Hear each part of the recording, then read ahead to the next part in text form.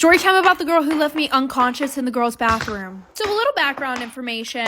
I was pretty young at the time. I was in 7th grade and I was 11 years old. And there was this girl who we're gonna call Jenna. Jenna hated me for absolutely no fucking reason. She would bully me because I had red hair, and she would text me literally every day at the same time, telling me to off myself, and how I was weird and how nobody liked me. One day she randomly started being nice to me. She sat with me at lunch and her water bottle was empty, and she asked if I needed mine filled up too. Stupidly, I said yes. Well, she ended up putting drugs in my water bottle. After like 20 minutes, I started feeling sick, so I went to the bathroom, and I was kneeling over the toilet when everything went black. Well, when I didn't come back from the bathroom, my teacher got worried, so she sent security looking for me. They were banging on my stall. Obviously, I was fucking unconscious, so I didn't answer. So then they called the fire department, the police, the ambulance were all there. So like I said, the fire department was there, the police, the ambulance. They called the fire department because they couldn't get the door off, and when they removed it, it fell on me. So I was injured and unconscious. And just a little background information on this girl, who, mind you, was literally 11 years old. She had a 3 criminal record and was recently in prison for 5 days, or juvie, whatever the heck you want to call it, because she brought a knife to school and tried to stab some kid who had called her fat the day before. Anyways, back to the story. I wake up 4 days later. My mom's sitting next to me. They put Abby in jail for 13 years for suspicion of attempted murder, and she was kicked out of school. And now I'm homeschooled and failing all my classes. I now have seizures because of the drugs that she gave me. So yeah. Am I the asshole for uninviting one of my bridesmaids because she'd wear black to the wedding? My wedding is in less than a month and everything is ready. My bridesmaids will wear a royal blue color on their dresses. One of my bridesmaids is a coworker of mine, and I picked her as a bridesmaid because she's the closest coworker I have. I don't have many friends except for 2 close ones, and I have 4 bridesmaids in total. My coworker, my 2 friends, and my sister. My older sister is the maid of honor. Anyways, my coworker has a different culture, and she moved into my country 3 years ago. She lost her grandpa 1 week ago, and in their culture, the mourning period lasts for 40 days. My wedding will be before the 40 days, and culturally, my coworker claims she has to wear black. I asked if the royal blue dress can be an exception since it's not necessarily a bright color. She said it will be an issue and she doesn't want to disrespect her culture and her traditions. She asked if she could return the dress and get the same one in black instead. I said I'm not comfortable with it because she'd look out of place. She agreed and asked if she could skip on being a bridesmaid instead then.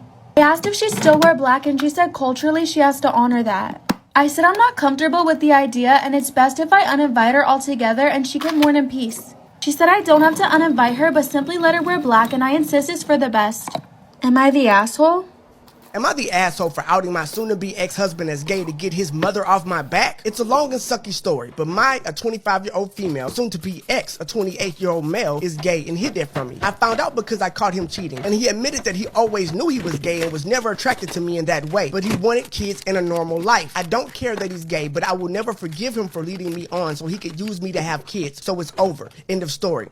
The problem is that his family is made of fundamentalist nut jobs, except for a few members, and his mother is the interfering mother-in-law from hell. Not being related to her anymore is another plus to leaving. His family doesn't believe in divorce, so under the guise of picking up some paperwork and other items, I found out where my ex is. She cornered me about how I'm being childish and marriage is about commitment, forgiveness, and working through problems, etc.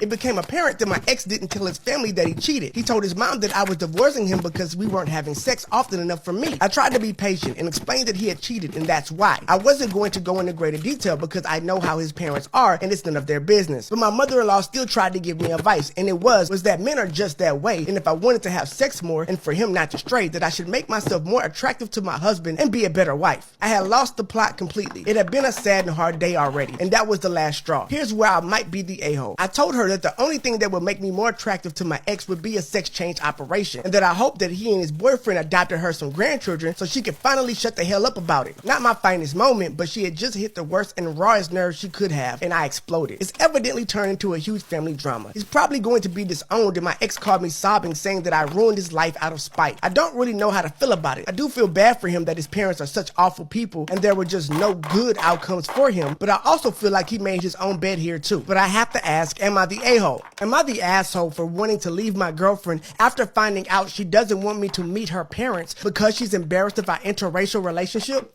I'm a 24-year-old male, and I've been with my girlfriend Jess, a 22-year-old female, romantically for about half a year now. We first met at work, and things between us have been going great, with us even moving in together last month. However, I recently felt hurt when the topic of Thanksgiving came up because I asked her if she wanted us to do something with her parents over the holidays. But she told me that her parents probably were going to be busy. I was kind of surprised since she is an only child, and I insisted that we reach out to them for the holidays since I've never met them before. Jess suddenly snapped and said no, and that she wanted to move on, which felt out of character since she never really gets mad. So I dropped it and moved on for the rest of the day. Later into the night, I apologized to Jess for upsetting her and told her that we can do something with my parents if she's down, since she's already met my family. Then she started crying and told me that she wasn't mad at me, and that the reason she didn't want me to meet her parents was because they wouldn't approve of her, a Chinese girl, dating me, a Native American guy. I was kind of thrown off because I've never dealt with that issue before, even though I've been in other interracial relationships with white women and have never been treated less because of my race. Jess told me that her parents would only approve of her dating exclusively Chinese guys, and that she didn't want to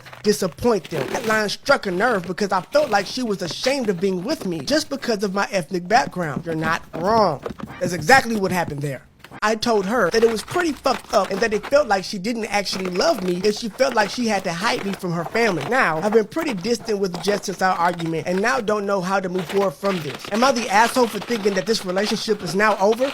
Am I the asshole for borrowing money from my wife's savings account and not telling her?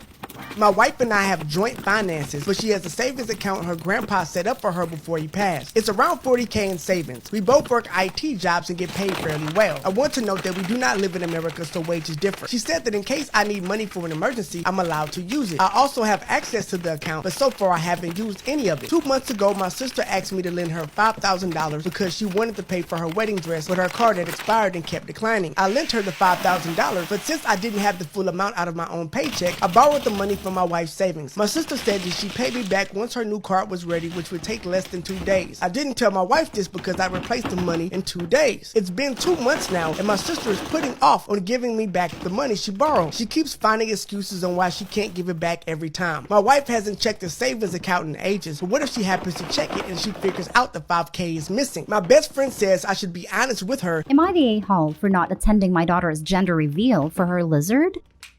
This is literally really stupid, but she's really upset about it. So my 48 daughter 23 has a blue-tongued skink who she heavily adores. She jokingly refers to it as her daughter. I found it weird, but she says it's because it's the closest thing she'd have to a child, and she feels a strong emotional bond similar to a child. She has decided to remain child-free for multiple reasons, and I have been very supportive of this decision. Well, she recently took her skink to the vet for a checkup, and she was excited to find out her skink's gender. Afterwards, I got a text asking if I'd come to her gender reveal party she was having. She explained it was just a small get-together with cake and food for her friends she hasn't seen in a while, with the gender reveal being mostly a joke, and a way to make fun of real gender reveals. Well, I didn't come. I didn't see a point. It's just a lizard, and I'm a busy person. She later called me and expressed she was kind of sad I didn't come, because it had been a while since I'd seen her, but she understood I was busy. I told her she couldn't actually expect me to come to a gender reveal of a lizard. She said that it wasn't a real gender reveal. That was more of a joke, and it was really just a small gathering to catch up with everyone. I told her if that was the case, she should have just called it a gathering, because I'm not coming to a gender reveal unless it's for a real granddaughter. She got quiet for a minute, and then turned my words around, claiming I wasn't supportive of her decision to be child-free. I told her she can't possibly expect me to treat a lizard as a granddaughter. She said she didn't expect me to, but it was clear I didn't expect her bond with her lizard at her decision, and she just wanted to see me and my reason for coming was hurtful. I told her she was being ridiculous over a lizard. She claimed it wasn't over the lizard, and it was a gathering and not even centered around a lizard, but I stick by to what I said. It's ridiculous to have a gender reveal for a lizard. She hung up, and I got a message from her best friend about how I'm an a-hole for treating her that way. But I don't think I'm the a-hole for not wanting to go to a party for a lizard. Am I the a-hole for not being sorry that I didn't believe my daughter's knee was hurting? I have a 15-year-old daughter and my husband is currently out of town. I have a lot of projects that need to be done in my yard and I really needed her help. And Friday she told me her knee was hurting after her run, and she was limping. I told her, it's funny how your body always seems to malfunction when I need your help. You can't just stay in bed all day if you want. Because it's true. She has a history of feigning ailments in order to get out of things she doesn't want to do. She hasn't done it much since she was around 9, but I still have trouble trusting her when she says something is wrong. She said she would help me, and I told her we could take her to the emergency room if her knee still hurts by the time the yard work was done. We worked the whole weekend, and she complained a lot, but I was almost certain that she would magically be better by the end of the weekend. This morning, though, she said her knee was hurting badly and she could hardly walk, so I took her to the emergency room. It turns out she sprained her knee. I had told her to tell them that it only started hurting today, but she said it started hurting Friday, and I was questioned. Fortunately, nothing bad happened, but they said that due to how much she's had to use her knee after it was injured, it will take longer to recover. I decided to keep her home from school today, because I don't necessarily want her telling people that I had her doing work with story tendency to exaggerate when I do something wrong.